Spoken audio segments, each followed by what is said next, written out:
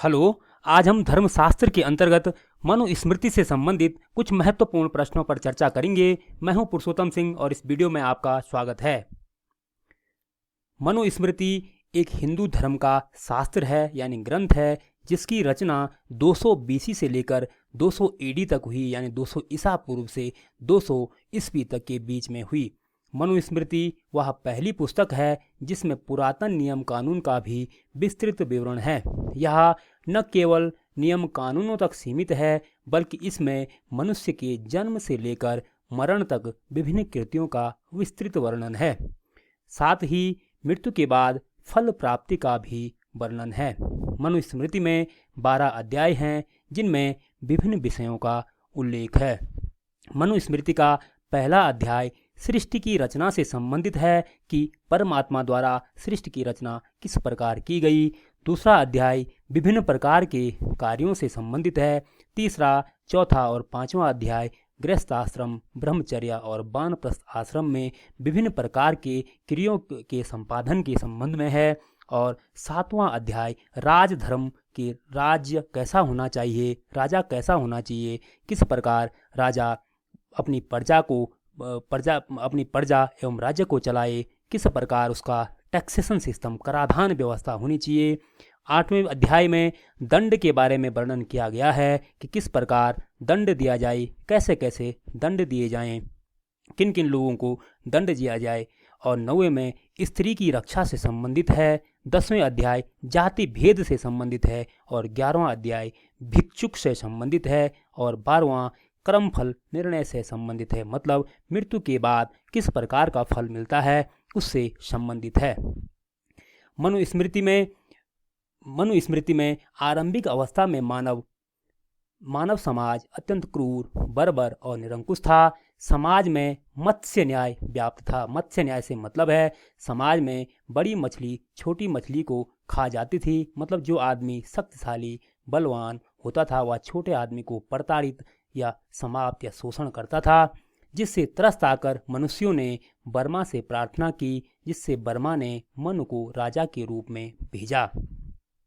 इस प्रकार के सिद्धांत को अर्ध संविधात्मक सिद्धांत कहते हैं, क्योंकि एक संविधा होती है, एक अर्ध संविधा होती है मनुष्यों और ब्रह्मा के बीच। मनुष्यों ने ब्रह्मा से अपने अधिकारों के बदले शांति और सुरक्षा की अपील की, जिससे ब्रह्मा ने मनु को राजा के रूप में पृथ्वी पर भेजा। इसमें मंत्रियों की नियुक्ति भी होती है। इस समय मंत्रियों की नियुक्ति भी योग्यता के आधार पर होती थी और जिनकी राज्य के प्रति निष्ठा होती थी। मंत्रियों को अधिकार भी दिए जाते थे। यहाँ 4 प्रकार के वर्णों का भी उल्लेख किया गया है, जिसमें ब्राह्मण, क्षत्रिय, वैश्य और शूद्र। इन वर्णों का उल्लेख इनके जन्म के आधार पर इनको फिक्स कर दिया गया है। जहाँ ब्राह्मणों के काम थे पढ़ना और पढ़ाना, यज्ञ करना और यज्ञ कराना, दान देना और दान लेना। तो वहीं क्षत्रियों के क्रम थे प्रजा की रक्षा करना, दान देना, यज्ञ करना, पढ़ना, इंद्रियों के विषय में न फंसना। तो वहीं वैश्यों के कर्म थे पशुओं को पालना, दान देना, यज्ञ करना, पढ़ना, व्यापार करना, खेती करना और ब्याज लेना। तो वहीं शूद्रों का काम था इन तीनों वर्णों की, यानी ब्राह्मण, क्षत्रिय और वैश्य, इनकी सेवा करना। महिलाओं के बारे में कहा गया है कि विवाह संस्कार ही उसका उपनयन संस्कार है और पति की सेवा ही उसका गुरुकुल में वास के समान है और घर का कामकाज ही उसका हवन कर्म है। टैक्सेशन व्यवस्था में भी राजा को पशु और सोने के लाभ का 1/50 भाग देना पड़ता था। अन्न के लाभ का 1/6 से लेकर 1/12 भाग देना पड़ता था। वृक्ष, मांस, घी, शहद, गंध, औषध, रस, फूल, मूल, फल, पत्र, शाख, चमड़ा, इस प्रकार के उत्पादों का 1/6 राजा को देना पड़ता था। अब हम इससे संबंधित कुछ महत्वपूर्ण प्रश्नों पर चर्चा करेंगे।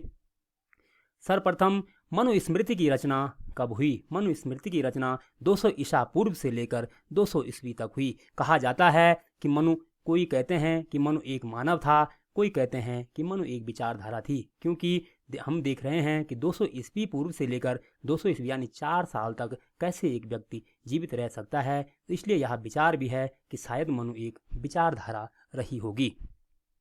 मनुस्मृति में कुल कितने अध्याय हैं? मनुस्मृति में कुल 12 अध्याय हैं। यद्यपि ये इसका नवीन संस्मरण है, इसके मूल प्रति में अध्यायों का इस प्रकार कोई वर्णन नहीं है। मनुस्मृति में 7वां और 8वां अध्याय किससे संबंधित है? मनुस्मृति का 7वां अध्याय राजनीति से और 8वां अध्याय दंड नीति से संबंधित है।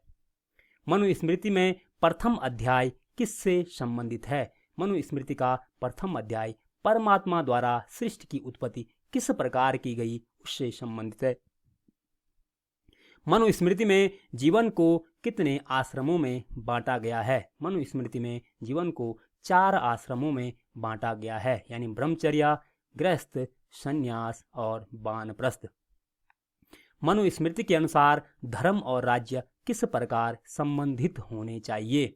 मनुस्मृति के अनुसार राज्य धर्म से प्रेरित होना चाहिए और धर्म राज्य से ऊपर है, यानी राज्य से ऊपर धर्म को महत्ता दी गई है।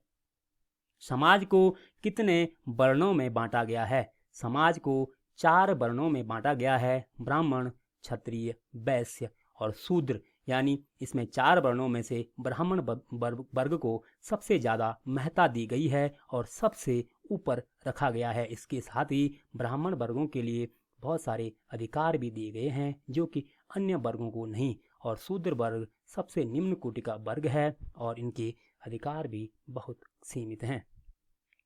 मनुस्मृति के अनुसार वर्णों का आधार क्या है? मनुस्मृति के अनुसार वर्णों का आधार जन्म है, यानी भगवान द्वारा, परमात्मा द्वारा जन्म से ही मनुष्यों को 4 वर्णों में बनाया गया है। मनुस्मृति के अनुसार समाज की आदि अवस्था किस प्रकार की थी? मतलब पुरातन समाज किस प्रकार का था? तो मनुस्मृति के अनुसार पुरातन समाज आदि अवस्था क्रूर, जंगली, बर्बर और लूटमार पर आधारित थी, यानी मत्स्य न्याय पर आधारित थी। यानी बड़ी मछली छोटी मछली को खा जाती थी। शक्तिशाली आदमी धनवान आदमी गरीब या निर्बल आदमी को लूट देता था, मार देता था या उस पर अत्याचार करता था।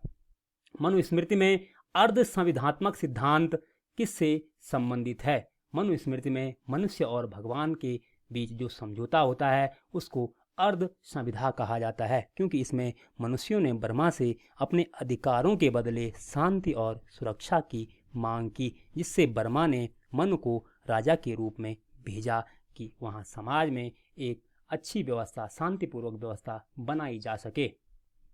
कराधान व्यवस्था के तहत अन्नों का कितना हिस्सा राजा को देना होता था? कराधान व्यवस्था के अंतर्गत अन्न के कुल लाभ का 1/6 से लेकर 1/12% 1/12 भाग राजा को कर के रूप में देना होता था। कराधान व्यवस्था के तहत पशु और सोने के लाभ का कितना हिस्सा राजा को देना होता था? इसका 1/50वां हिस्सा राजा को देना होता था। मनुस्मृति में स्त्री रक्षा से संबंधित विस्तृत प्रावधान किस अध्याय में वर्णित हैं? मनुस्मृति में स्त्री रक्षा से संबंधित विस्तृत प्रावधान 9वें अध्याय में वर्णित हैं। मनुस्मृति में राजा के किस सिद्धांत का मनुस्मृति में राज्य के किस सिद्धांत का उल्लेख किया गया है? मनुस्मृति में राज्य के सप्तांक सिद्धांत का उल्लेख किया गया है। मतलब राज्य के 7 अंग होंगे, जिनमें से स्वामी यानी राजा, मंत्री, पुर यानी राजधानी, राज्य, कोष, दंड और मित्र, ये 7 अंग स्वामी, मंत्री, पुर, राज्य, कोष, दंड और मित्र ये राज्य के महत्वपूर्ण अंग होंगे। मनुस्मृति को सार्वजनिक रूप से किसने जलाया? मनुस्मृति को सार्वजनिक रूप से डॉक्टर भीमराव अंबेडकर जी ने 1927 में महर सत्याग्रह के दौरान जलाया। मनुस्मृति को सर्वप्रथम किस अंग्रेज ने अंग्रेजी में अनुवाद कराया? सर विलियम जोन्स ने 1794 में मनुस्मृति को सर्वप्रथम संस्कृत से अंग्रेजी में अनुवाद कराया। धन्यवाद। Please subscribe, share, like and comment this channel.